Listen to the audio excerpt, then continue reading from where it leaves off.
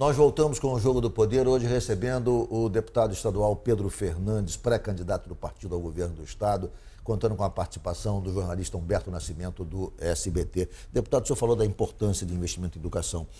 Há um projeto histórico do seu partido atual, do PDT, que são os CIEPs, que foram abandonados, 500 CIEPs que o Brizola construiu com parceria com Darcy Ribeiro, foram absolutamente abandonados, sucateados. Qual é a sua proposta em relação aos CIEPs? O senhor tem compromisso com o partido de retomar os CIEPs no estado? Não tenha dúvida, a gente tem que investir na educação de ensino integral de qualidade, porque não se tem. Quais foram os grandes investimentos? Eu tive essa semana em Volta Redonda, por exemplo, eu perguntei para o pessoal lá do Sul Fluminense qual foi o grande investimento do governo do estado naquela região. Ele falou assim, foi construir um presídio. Qual foi a escola que foi reformada? Qual foi o grande investimento na área educacional? Você só vê a FATEC fechando as portas porque não tem estrutura. Você vê escolas fechando todos os dias por conta de uma política equivocada, na minha opinião, por mais que, é claro, tem que se ter a gestão em relação à questão do recurso do Fundeb, uma reorganização em relação às vagas de escola, mas não dá para tudo que está acontecendo a gente continuar fechando escola. Essa crise, deputado, que chegou no Rio de Janeiro, nesse grau, nessa proporção, nessa magnitude, ela, na sua opinião, decorre da má gestão ou decorre da questão do petróleo, da corrupção? Enfim, quais são os fatores que foram decisivos para nos levar ao ponto que chegamos? Eu volto a dizer, é má gestão, porque o problema do petróleo é originado da má gestão. Quando se você aplica esse recurso flutuante num gasto fixo, naturalmente vai chegar um momento de colapso. Agora eu volto a dizer em relação à questão da educação, você vai melhorar o meu governo, caso eu seja eleito, caso o partido me escolha como representante dele, o 12º da educação vai ser preservado e valorizado. O primeiro recurso a ser pago no início do mês vai ser o 12º da educação, não só das universidades, mas das escolas, da FATEC, de toda a parte educacional do Estado. A UERJ aprovou agora a questão do 12º da UERJ. Sim, mas não tem só UERJ, você tem FATEC, você tem CCERJ, você tem uma série de outras atividades educacionais que precisam ser valorizadas. Então, a primeira conta que será paga é a conta da educação. Depois, o que sobrar, a gente vai investir em segurança pública, em saúde, então, nos outros gastos. A crise da UERJ, que é uma universidade emblemática do Rio de Janeiro, por onde passaram grandes figuras nacionais, ministros do Supremo Tribunal Federal, como é que o senhor vê a degradação dessa principal universidade pública, uma das principais universidades públicas do Rio de Janeiro? E que tipo de visão o senhor tem de recuperação dessa universidade?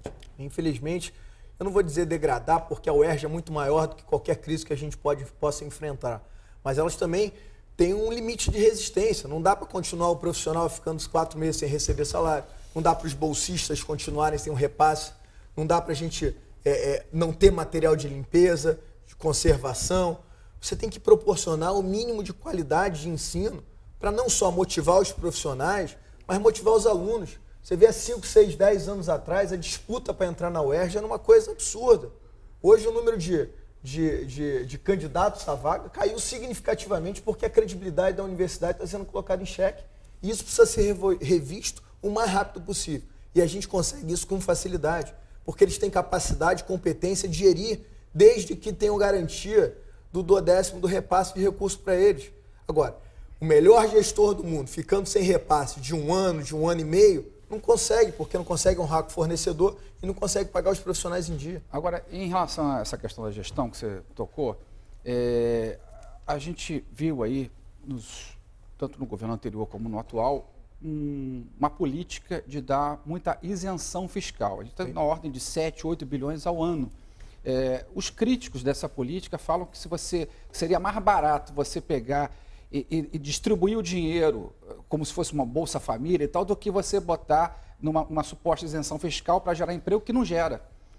Que não é nem auditado esse volume de emprego que supostamente é gerado, nem é auditado, você não tem como medir que se de fato gerou lá, fez uma fábrica de automóvel, gerou 300 empregos diretos e 5 mil indiretos. Isso aí, os críticos falam que isso aí é uma falácia. O empresário pega a isenção e não investe. Exatamente. Nada. Sim, mas você não tem fiscalização por má fé ou por incompetência, porque o contrato ele é muito explícito em relação a isso. Você vai ter direito a um incentivo, mas tem uma contrapartida, que na maioria das vezes é a questão de geração de emprego.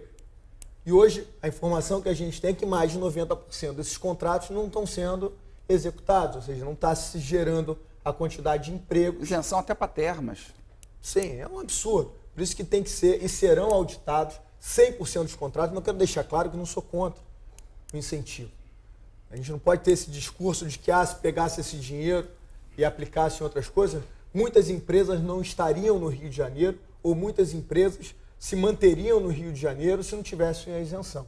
O que se tem que fazer é auditar para tirar as questões absurdas ou de má fé, como é o caso de termas e outros incentivos que foram dados aí, né, na amizade ou em qualquer outra coisa que não seja de interesse público. Isso precisa ser auditado, mas principalmente precisa-se ter uma fiscalização para fazer cumprir. E esse, por incrível que pareça, vai ser o maior ato do governo de geração de emprego, porque só o fato de fazer essas empresas cumprirem o estabelecido no contrato é que a gente vai ter uma geração de emprego de mais de 4 mil vagas. Eu falar em emprego, o IBGE soltou um estudo há pouco tempo dizendo que o Rio hoje tem cerca de 1.200.000 pessoas desempregadas, né? Isso é um aumento de 160% nos últimos 3 anos. Como é que o senhor pretende reverter esse quadro que é catastrófico, que isso impacta, inclusive, os índices de criminalidade? Não só isso, você tem um outro dado que é muito interessante, que hoje você tem mais trabalhador informal do que formal. Isso é um dado que chama muita atenção no impacto, inclusive, na Previdência. Né? Eu não sei como é que cada vez a Previdência vai mais para o buraco, porque são menos pessoas contribuindo para mais pessoas cada vez mais usufruindo delas. Mas a gente tem que fazer essa política de geração de emprego, e eu volto a dizer, você vai gerar emprego fazendo uma isenção séria, mas principalmente proporcionando segurança para as pessoas. As empresas estão saindo do nosso Rio por 2 questões importantes, por insegurança e por uma carga tributária absurda. A gente fez diversos aumentos, aprovamos diversos aumentos de impostos no nosso estado nos últimos anos. E o que esse aumento trouxeram de benefício para o Rio de Janeiro? Nada.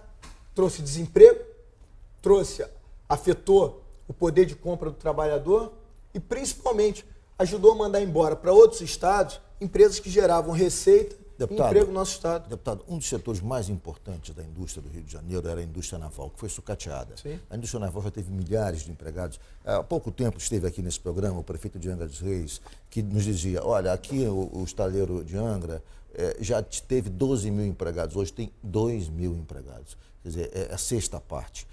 Os estaleiros de Niterói estão todos quase vazios, ou seja, a política de fortalecimento, de fomento da indústria naval brasileira foi exterminada, porque se flexibilizou e hoje se permite a compra de navios e plataformas no exterior, gerando emprego na Ásia, gerando emprego em outros países e não estimulando a produção local. Quer dizer, o governante que estiver à frente do Rio de Janeiro tem que ter isso como bandeira, porque a indústria naval ela tem no Rio de Janeiro a sua base mais importante, a sua base mais sólida. Como é que o senhor vê essa questão da indústria naval que está totalmente sucateada? Então, primeiro, mais uma vez, a importância de fazer a parceria com o governo federal. Sim. O Estado sozinho não tem esse poder de atrair e manter esses empregos e essas indústrias aqui no Rio. Mas o que eu digo mais uma vez, a gente precisa rever, a gente está falando de uma indústria que gera 12 mil empregos. Você pega um supermercado, por exemplo, ou um shopping de médio e grande porte geram 2.500 empregos. Você sabe qual é o incentivo que um shopping recebe para poder se instalar no nosso estado? 0. Você sabe qual é o incentivo que um mercado recebe para poder se instalar no nosso estado? 0. A gente precisa rever, a indústria naval é muito importante, a gente vai avançar nela. E aí é importante que haja uma sintonia entre o governo do Rio e o governo federal, onde as políticas macro são adotadas. Porque o governo federal precisa ajudar nessa questão da tributação. Tem que fazer atrativos também para fazer com que essas empresas venham para o nosso país. Já tiveram importância aqui muito grande. A gente tem que rever o Pacto Federativo. O Pacto Federativo vai ser tão importante quanto qualquer isenção que a gente possa dar. Porque essa competição desenfreada entre os estados fazem com que a gente... Quem dá mais leva. Exatamente. Então é uma competição muito ruim. Como é que o senhor vê essa distorção, falar em Pacto Federativo, da situação do Rio de Janeiro, que é o segundo maior estado em contribuição no governo federal e é um dos últimos em retorno no governo federal, ou seja, nós contribuímos muito para o bolo da nação e o retorno é um dos menores nacionalmente. Como é que o senhor vê essa distorção e que tipo de, digamos, de movimento político pode ser adotado para, não digo resolver, mas para melhorar um pouco a nossa posição no que se refere ao retorno de investimentos nacionais e de investimentos do governo federal no Rio de Janeiro? Eu conversava isso com com o nosso pré-candidato, com o Ciro Gomes, essa semana, para rever algumas coisas que são muito importantes. Primeiro, rever os juros que são aplicados no nosso estado. A gente pegou um empréstimo desse tamanho e a gente paga de empréstimo uma coisa absurda, 10, 15 vezes maior, por conta dos juros que são aplicados. Segundo, a gente tem que ter uma participação do Congresso mais efetiva para pressionar, para que a gente tenha um retorno maior desses recursos que são encaminhados para o governo federal, para fazer com que o governo federal também, cada vez mais, procure ter um estado menor. A gente reclama dos benefícios das regalias que existem no governo do estado, mas se a gente for ver o tamanho do governo federal, as regalias e tudo mais que existe lá, é uma coisa absurda. Então é preciso que o governo federal tenha um papel e um tamanho, uma execução menor e fortaleça os estados e os municípios para poder caminharem sozinhos, porque hoje os estados e municípios têm muita dificuldade para isso. Eu vou fazer mais uma vez um intervalo, o Jogo do Poder volta já já, hoje com o deputado estadual Pedro Fernandes, do PDT.